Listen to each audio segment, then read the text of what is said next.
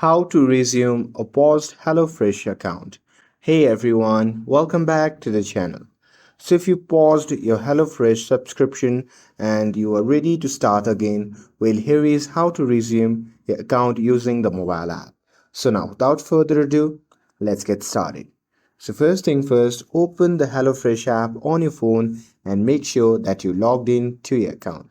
And now here, once you're inside the app, you can just tap on your profile icon or menu and then simply select subscriptions or account settings. And there you simply have to find the resume subscription button, and once you have found that, you simply have to tap on it. And there, once you are done with that, you simply have to choose the date you want deliveries to resume, and once you're done with that, you simply have to confirm. And now your HelloFresh subscription will be active again and you can enjoy your meals. And that's it. That's how you can resume a paused HelloFresh account.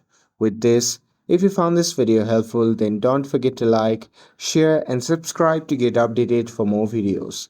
Thanks for watching, and I'll see you in the next video.